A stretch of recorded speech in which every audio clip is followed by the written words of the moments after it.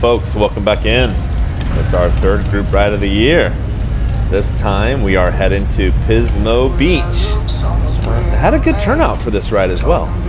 Had close to 30 bikes, I think 27 in total. So 9 a.m. Saturday morning we took off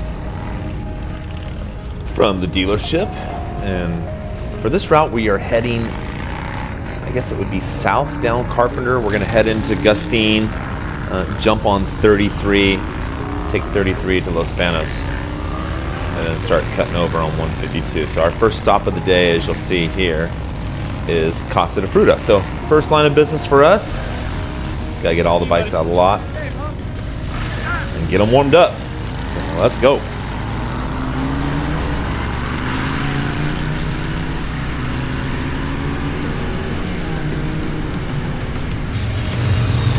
All right, now we're turning onto River Road, and we're passing over the San Joaquin River here on both my right and left side. You can see it off the right-hand side here. But I'm not sure if you knew this, but the San Joaquin River is the longest flowing river in the Central Valley.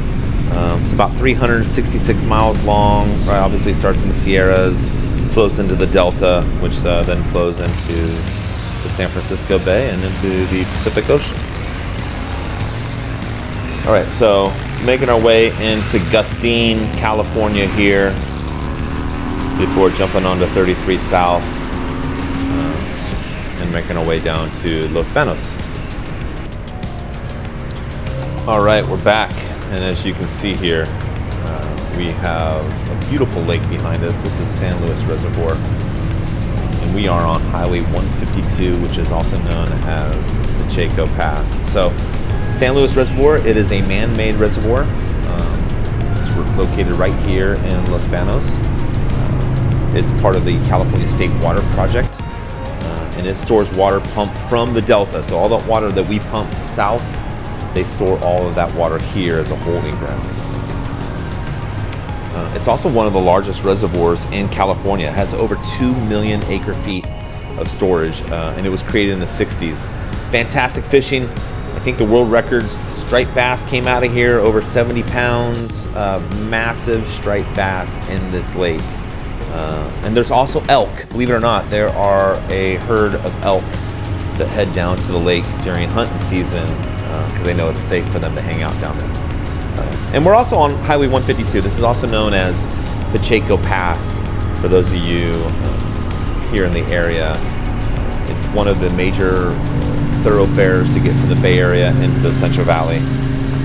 And it's been used, this route has been used for years. From the Native Americans to Spanish explorers. And it's got everything for the riders, right? It's got sweepers and tight turns, elevation changes, amazing scenery. But here's the thing, right? It's technical. There's not a lot of room for mistakes. But it is a fantastic ride, and it's one that I definitely encourage everyone to check out.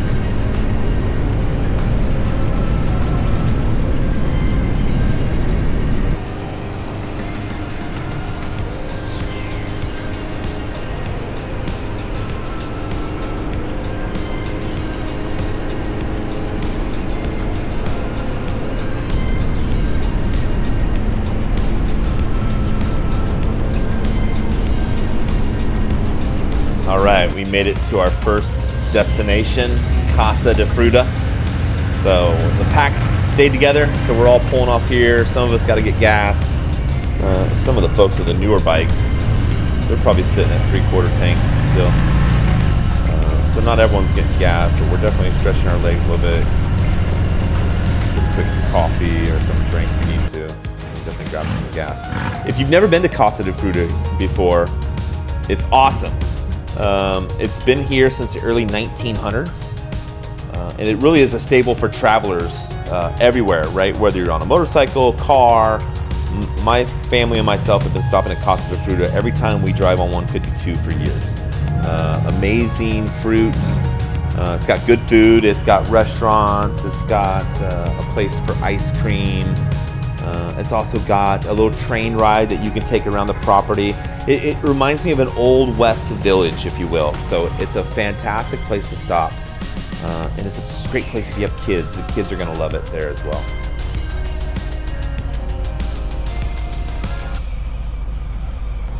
trike's looking good, Doctor. Yeah, that's a good one. It's fun to ride. And you got the helmet at the same time you got the trike? Yeah. Oh man, it looks so good. It looks so good. Can you tell the power difference between this one and the one you traded in? Yeah. Yeah? Oh, yeah. Look at that smile. And I'm breaking it in. So. Oh, so you can't be too crazy with it yet, huh? Yeah, it coasts up those hills in 6 years. No problem, huh? Yeah, it's a beautiful bike. Beautiful bike.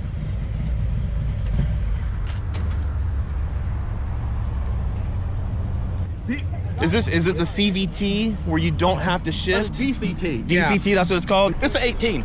But Is it? It looks brand new. From 18 to 25, there's no change but the trunks. They made them bigger. Yeah, that's it. What year is that? Nice.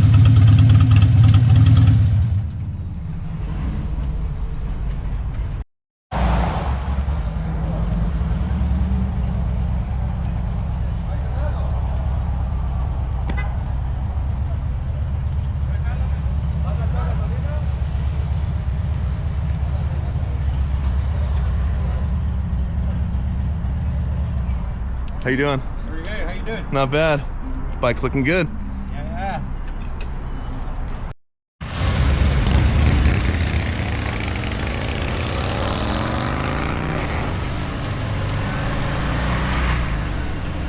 All right, we're leaving Casa de Fruta, and we're gonna cut through Hollister. So we're gonna take 156 west, and we're gonna take that to actually 25 south.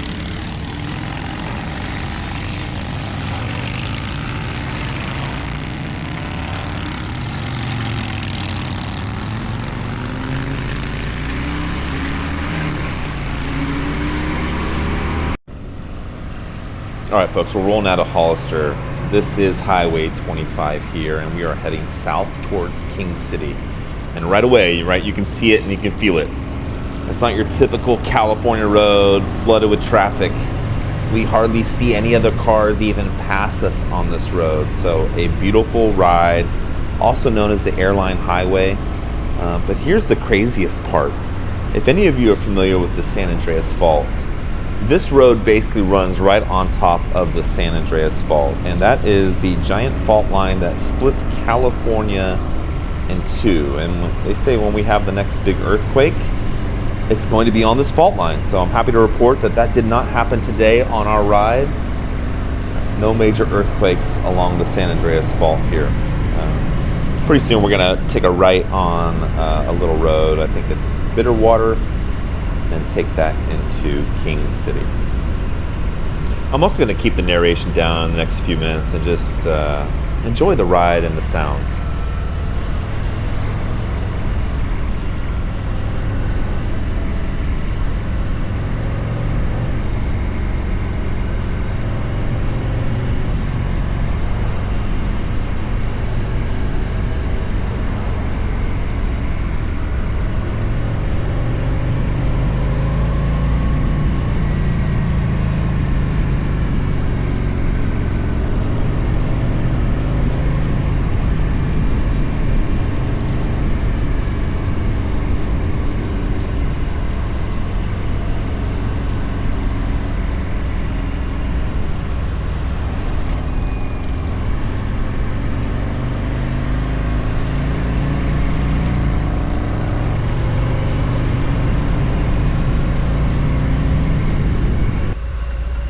All right, made it to King City, meeting up with everyone here at the Chevron.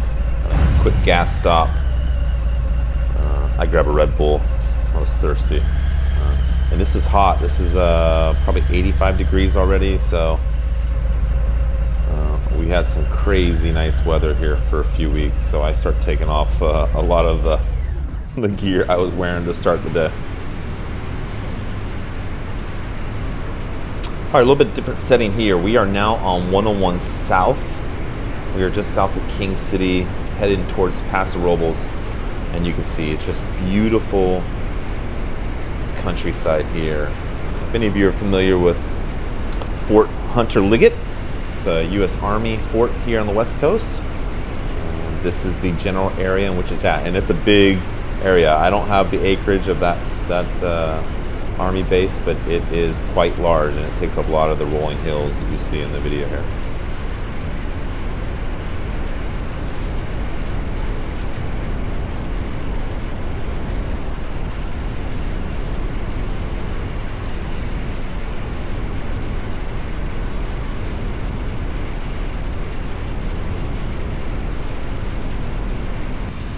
All right, we made it to Paso Robles on 101 here south, so we're pulling off the freeway. And it's lunchtime. We're hungry. It's been a long ride so far. It's probably been close to 200 miles. We're getting close to the 200 mile mark. So we are pulling off at Big Bubba's Barbecue. This is also where I'm meeting my wife and my daughter. And my daughter's gonna jump on the back of the bike with me and ride into Pismo. So let's jump inside Big Bubba's Barbecue, see what they got for us.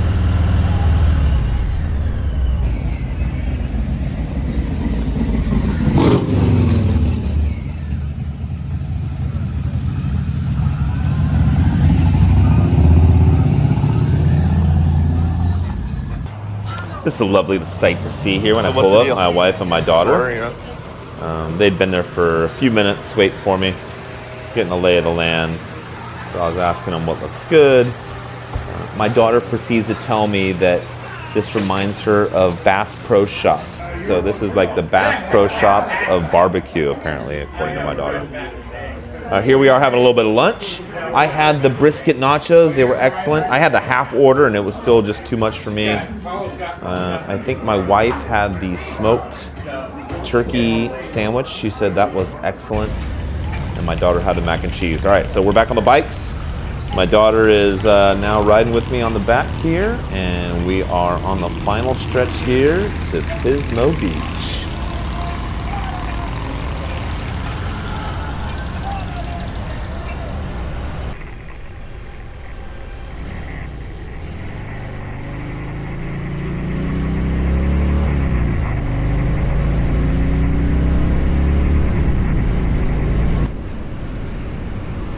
Friends, this is what they call the Questa Pass, and this is just outside of San Luis Obispo. So we're coming down what locals call also the Questa grade, if you will. So we're easing off the throttle a little bit here as the road winds its way through what you call the Santa Lucia range, a little bit different than the hills we were driving through before. This is our coastal range.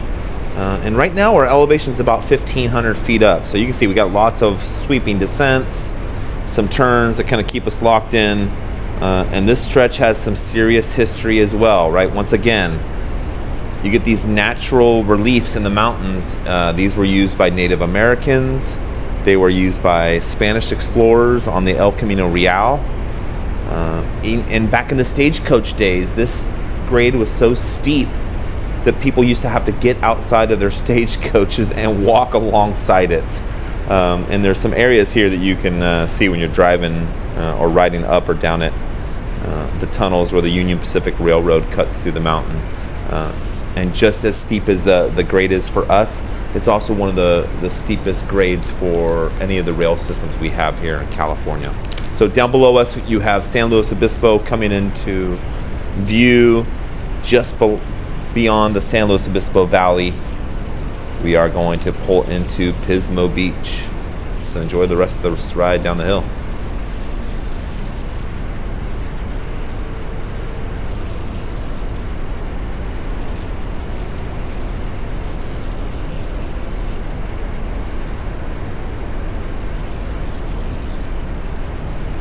We just passed the city of San Luis Obispo and the campus, Cal State University, San Luis Obispo. And off here to my right-hand side, those of you who've been down here, you'll be familiar with this. If you're not familiar with this, and you're not from this area, this is called the Madonna Inn. This is a very boutique hotel, the type of hotel where you can order and stay in the cave room. You can stay in the waterfall room. So a really cool place for couples.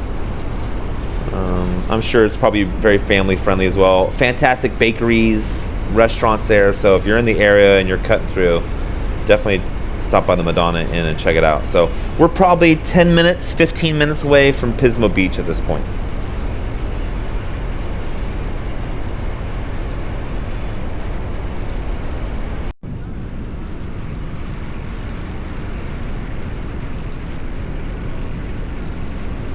All right, we're on the final push into Pismo right here. We're on this little grade up, and you can feel the temperature starting to change. So the temperature has dropped 15, 20 degrees from back there when we started descending down the grade. And we're definitely now getting that ocean feel, the cool ocean breeze. Off to my right-hand side, you can see the Pacific Ocean, so we're close. So we got a jam down 101 here for just a few more minutes. Or actually, this might be Highway 1 at this point. So just got to jam down the freeway, a few more minutes, and get off. And we're going to meet everyone in downtown Pismo for a group photo.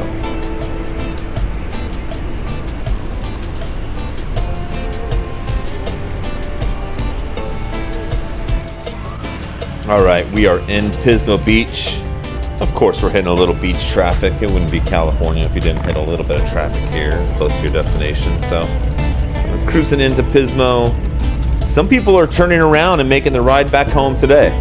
As crazy as it sounds, I am definitely not doing that. We have a hotel, so we're gonna meet everyone down here for a group photo, and then I'll check into my hotel.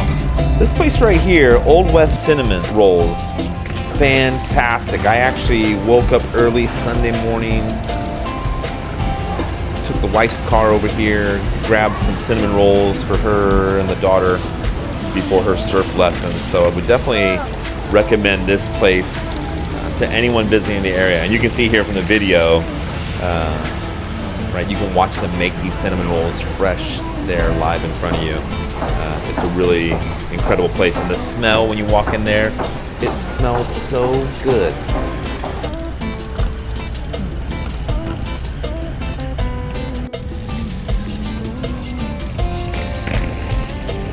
All right, it's our final turn and our final push down to the wharf here. Got to find parking and then get everyone down for the group photo.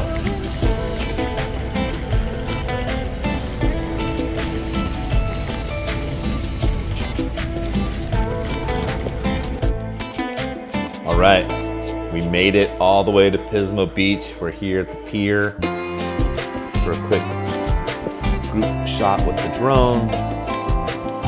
Up, picture of everyone, going back down, picture of everyone. Thank you to everyone who joined us on this ride. This was our longest ride. This was our first overnight ride of the year.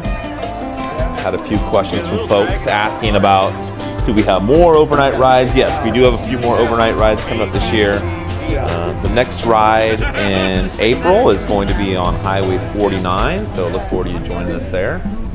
And thank you to everyone again for joining us. It really feels like we're starting to build a little community here, and we're just so happy you all rode with us. Hope you all enjoyed your ride home. See you soon.